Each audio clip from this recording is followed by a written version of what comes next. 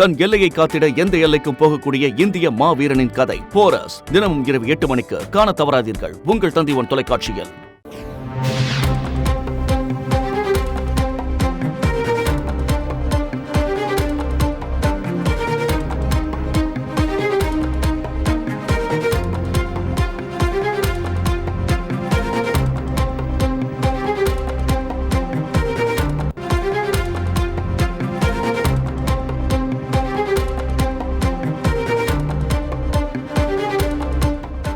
செய்தி நான் குற்றவாளி அல்ல, என் மீது புனையப்பட்ட வழக்கு என முன்னாள் அமைச்சர் செந்தில் பாலாஜி தெரிவித்திருக்கிறார்.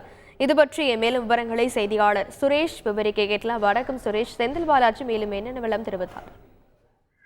வணக்கம். அதாவது சட்டவிரோத பணப்பரிமாற்ற தடை சட்ட வழக்கில் கடந்த ஆண்டு ஜூன் மாதம் கைது செய்யப்பட்ட செந்தில் பாலாஜி தற்போது புழல் சிறையில் அடைக்கப்பட்டிருக்கிறார்.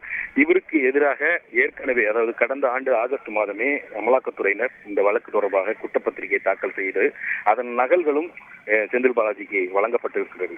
இந்த நிலையில் அவருக்கு எதிராக குற்றச்சாட்டுகள் பதிவு செய்வதற்காக வழக்கின் விசாரணையானது தள்ளி வைக்கப்பட்டிருந்த நிலையில் உச்சநீதிமன்றத்தில் ஜாமீன் மனு நிலுவையில் இருப்பதையும் அதேபோல ஏற்கனவே இந்த வழக்கிலிருந்து விடுவிக்க கேட்டு தாக்கல் செய்த மனுவை தள்ளுபடி செய்ததை எதிர்த்து உயர்நீதிமன்றத்தில் மேல்முறையீடு செய்ததையும் சுட்டிக்காட்டி இந்த குற்றச்சாட்டு பதிவை தள்ளி வைக்க வேண்டும் என்று செந்தில் பாலாஜி தரப்பில் மனு தாக்கல் செய்யப்பட்டிருந்தது. இந்த மனுவை நேற்று நிராகரித்த நீதிபதி அல்லி குற்றச்சாட்டு பதிவுக்காக அவரை இன்றைக்கு ஆஜர்படுத்தும்படி உத்தரவிட்டிருந்தார்.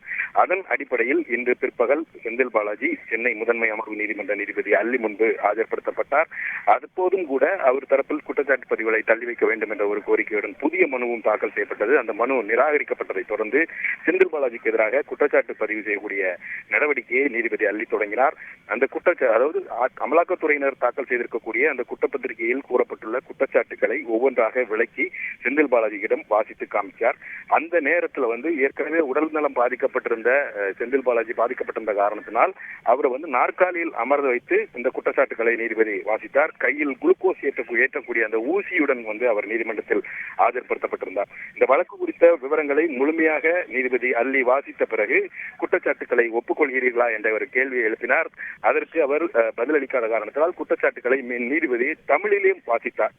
இந்த வாசித்த பிறகு இந்த குற்றச்சாட்டுகளுக்கு உங்களுடைய பதில் என்ன என்ற ஒரு கேள்வியை எழுப்பிய போது என் மீது புனையப்பட்ட வழக்கு இது என்று செந்தில் பாலாஜி பதிலளித்தார். மேலும் நான் நிரபராதி, இந்த குற்றச்சாட்டுகளை திட்டவட்டமாக மறுக்கிறேன். இந்த குற்றச்சாட்டுகளுக்கு எந்த ஆதாரங்களும் இல்லை. காழ்ப்புணர்ச்சியின் காரணமாக, அரசியல் காழ்ப்புணர்ச்சியின் காரணமாக இந்த வழக்கானது தொடரப்பட்டிருக்கிறது. இந்த பொய் வழக்கு இது. சாட்சிகளை குறுக்கு விசாரணை செய்ய அனுமதிக்க வேண்டும். நான் இந்த வழக்கில் குற்றவாளி அல்ல, எந்த குற்றத்திலும் ஈடுபடவில்லை என்று பதிலளித்தார். இதை பதிவு செய்து கொண்ட நீதிபதி இந்த வழக்கின் அடுத்த கட்ட விசாரணையை ஆகஸ்ட் 16ஆம் தேதிக்கு தள்ளி வைத்திருக்கிறார். அதுவரைக்கும் செந்தில் பாலாஜியுடைய நீதிமன்ற காவலையும் நீட்டித்து நீதிபதி அல்லி உத்தரவு பிறப்பித்திருக்கிறார். விரிவான விவரங்களுக்கு நன்றி சுரேஷ். தன் எல்லையை காத்திட எந்த எல்லைக்கும் போகக்கூடிய இந்திய மாவீரனின் கதை போரஸ் தினமும் இரவு 8 மணிக்கு காண தவறாதீர்கள். உங்கள் தந்தி ஒன் தொலைக்காட்சியில்.